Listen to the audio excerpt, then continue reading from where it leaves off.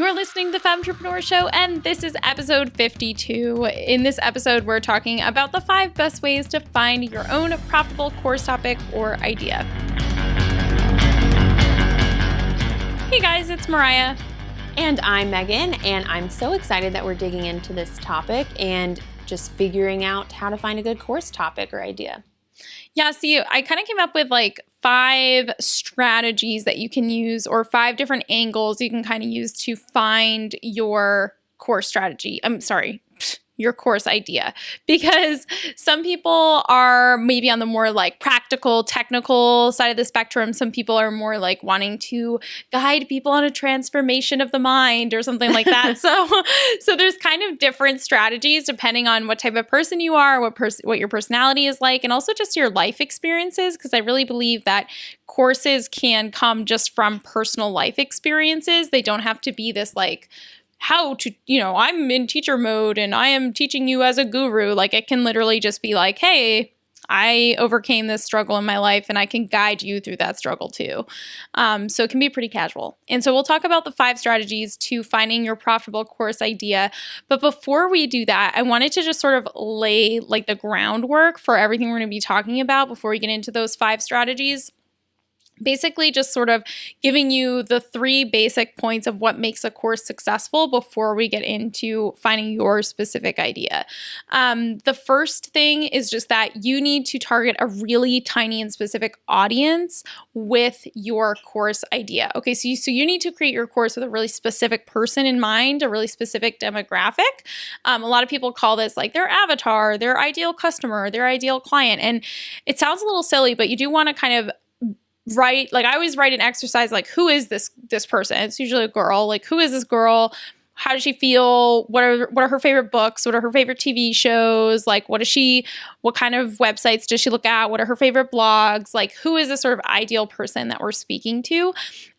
If you try to target everyone, your course will end up appealing to no one because you're being too broad and vague, and no one will connect with you or be able to resonate with your promotion or your marketing or your course topic because it's too vague. So you're better off getting specific. That's definitely, I love that one line. Like if you think your customer is everyone, or if you're picturing everyone, it's going to actually be no one. And I think that is so true. And anyone who's attempted to have a course before has probably experienced some of that as well. Right. Because you're afraid of like shutting people out who'd already bought. Like people are like, oh, I don't want to turn away customers. And I'm like, what customers? You don't have any yet because you are too vague. So don't talk to me that you're turning away potential customers. The second point before we get started is just that you want to provide specific real results, right? So nobody buys a course that's promising like more happiness or greater success in life, or I'll teach you how to have more fun or follow your passion, because that looks different for everyone.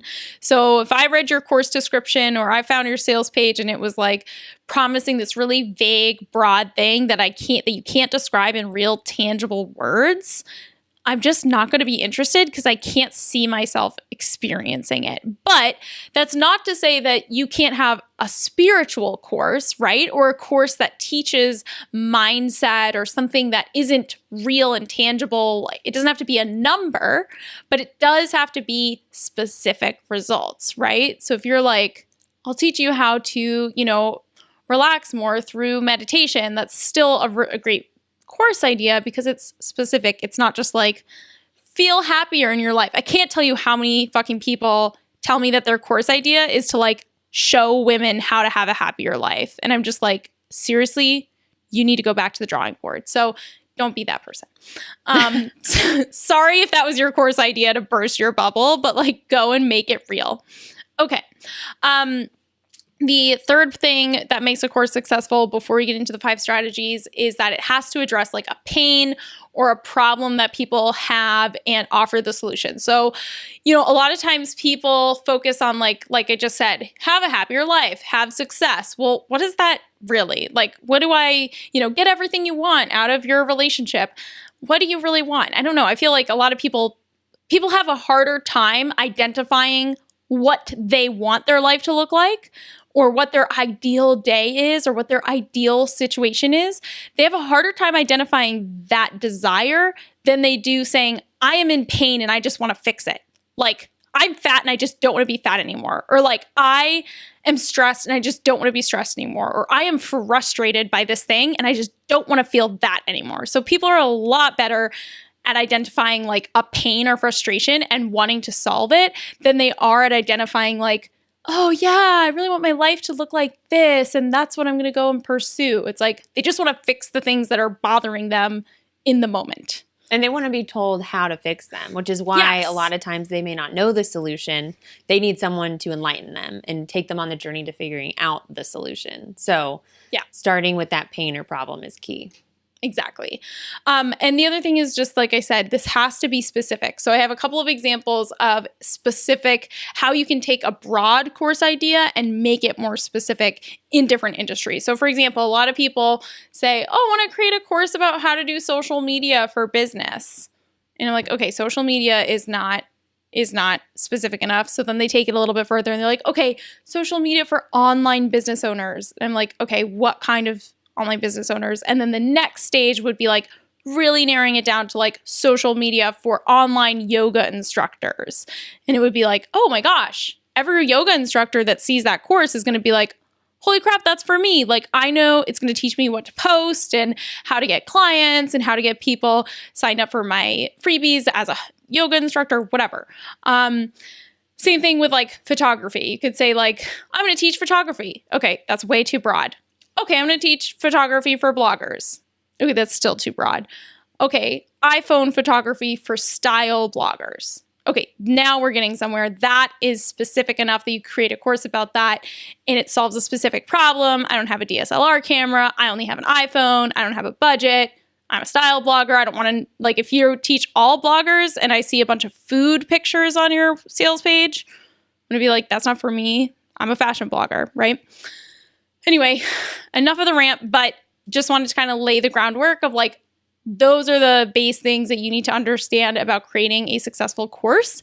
And now we'll talk about finding a couple different strategies for actually finding your idea.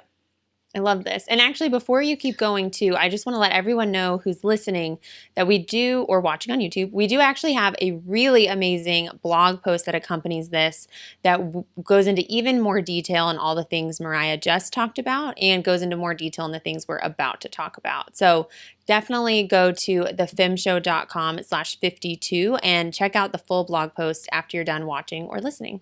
Definitely. All right. Let's dive in. Okay, so the first strategy for finding your course topic is the transformation, what I call the transformation. So one of the most sort of powerful things that you could base your course topic on is your own transformation that you've experienced in your life. Okay, so this is some sort of like arc that you've achieved. I'm doing the motion. If you're on YouTube, you see me doing the motion. This is some sort of like arc that you've achieved as a person yourself that now you want to share with others. This is kind of what I was talking about in terms of like guiding people on a journey, like taking people over the bridge from where they used to be, which is where you used to be, to where they want to be, which is where you are now. So you're kind of like holding your hand out and reaching back and saying, hey, let me guide you to where I am now. I got over that tough stuff. I got over that obstacle that you're facing. And now things are a little bit better on the other side. You don't have to be perfect, but you can still guide people on a journey if you're a couple steps ahead of them, which is a great place to start. And one of the reasons I like the transformation, which is based on your personal transformation, is that you are your first case study, right? So a lot of people will be like, well, I don't have any previous customers or clients who, this is my first time launching. And I'm like, but you have your own story to tell. You have your own results to share, or something that you can show people that you have made this transformation yourself. Transformation is also really good to describe it as like before and after. And that can look a lot of different for different topics or different subjects. So if it's like a health and nutrition thing, before and after pictures are like, you were overweight and had a bunch of acne, and now your skin is clear and you feel healthy and fit and strong.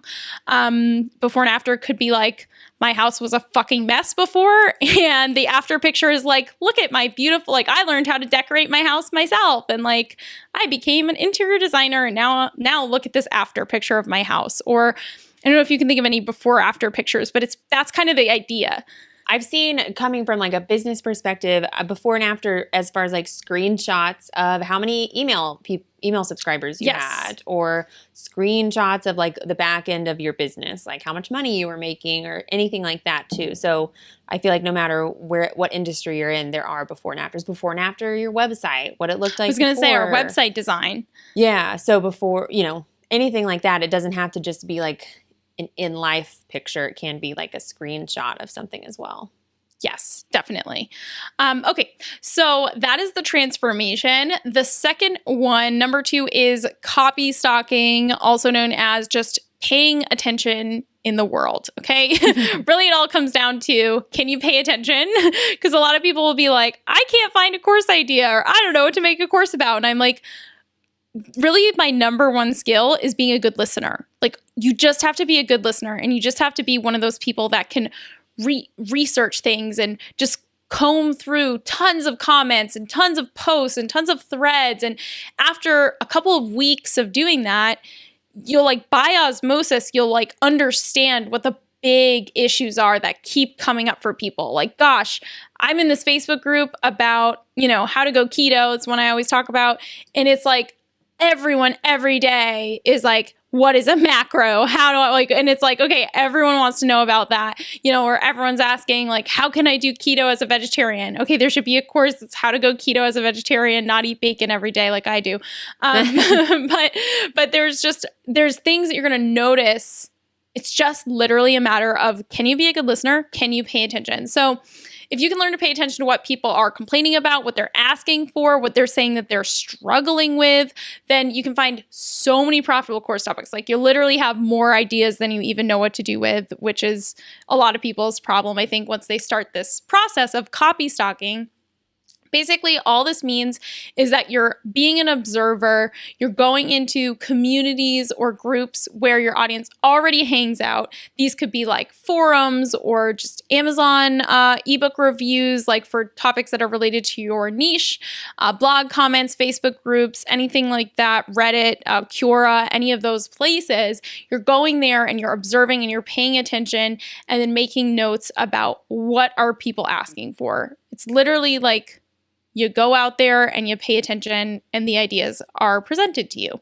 Yeah. And it's just the smartest way to do it too. You don't have to pull the idea out of your ass. And exactly. I think you were just talking about this. I feel like people who say they have no ideas, I feel like haven't copy stalked, because as soon as you start copy stalking, your new problem will be how to pick which of those is the best. But you're going to have the ideas. So if you're at that phase where you're not sure you have the right idea, or you don't feel like you have enough ideas or any, then definitely copy stock. Yes. It's such a refreshing way to be like, oh my gosh, here's so many, like how to get like fresh inspiration if you're feeling like you just don't know what to write about. You don't have to guess anymore. I feel like we've all played the guessing game sometimes. I think this would be a good blog post. I think people want to know this. And it's so much more fun to just already know what the questions are and where they need help. Like, don't torture yourself. Yeah. Okay. So that's number 2 is copy stalking, also known as just paying attention in the world. Okay. So number 3 is the numbers game. So this is basically where you are looking at what are your most popular blog posts, videos, podcasts. This is really perfect for you if you are a content creator or if you already have some sort of platform where you publish content. So if you are a blogger and you're listening to this, if you are a podcaster or a YouTuber, even if you're just like have a big Instagram following or something like that, like if you have some kind of platform where you post content and you can see your analytics in some way, okay, can you see like what your most popular post on Facebook was in the last month? Or can you see what your most popular blog post is of all time? So you want to go into your analytics on whatever platform it is that you use, YouTube, whatever, Libsyn if you're a podcaster, and figure out what is the most popular content that's driving traffic to your site, or that people are searching for, or that people are sharing a lot on social media. those are really good places to start. Okay. If you've ever had a blog post go viral or even just something on social media, I had a client once who had, she was like, oh, I don't know what to make my course about. Like, I have all these ideas, or I don't know what to do. I feel like I don't have any ideas, whatever.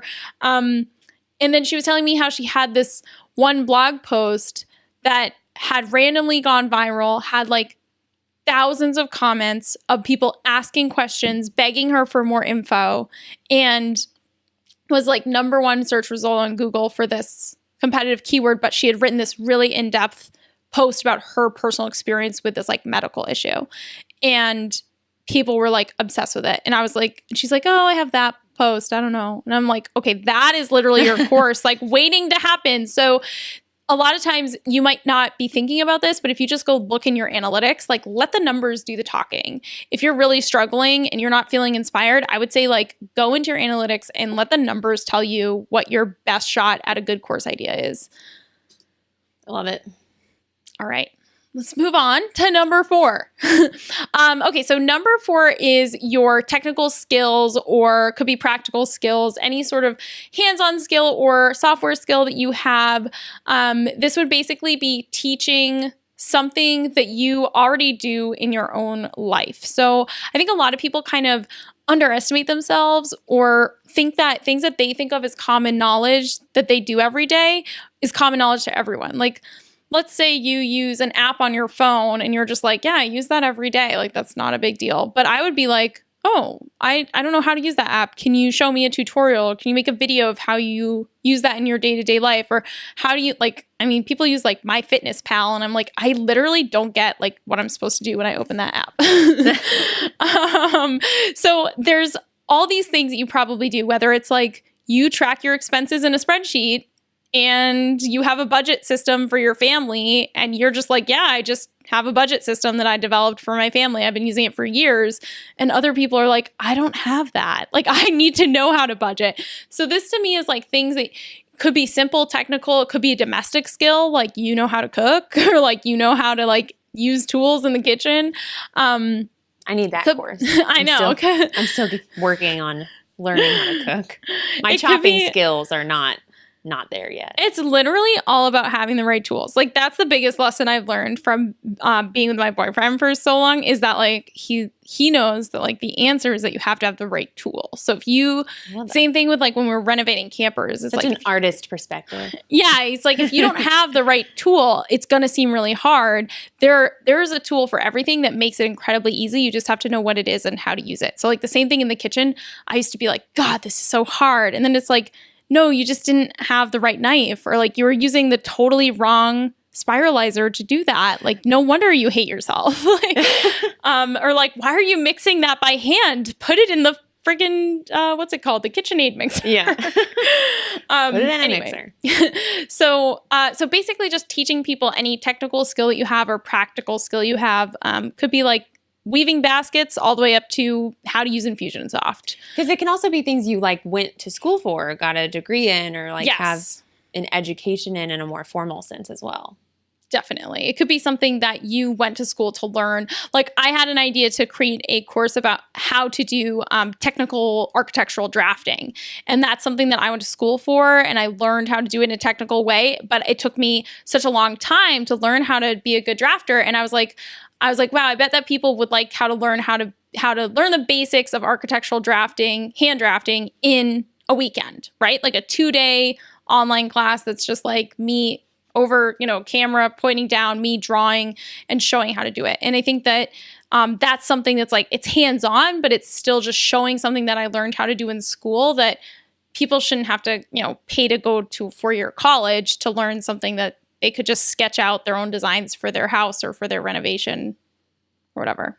Anyway. So that was 4. Yeah. And what is number 5? Number 5 is when you're the go-to gal or the go-to guy to your friends or to your family. Basically, people coming to you and asking you about things. So I'm sure that, so whether you have a blog or a platform or social media presence or not, if you just have friends and family and people that you interact with, there's probably something that people think like, oh my gosh, you have to ask my friend. She's so good at putting together outfits. Like she should be a personal stylist. She's so good at putting together outfits. Or like, oh my gosh, I'm having trouble with my computer.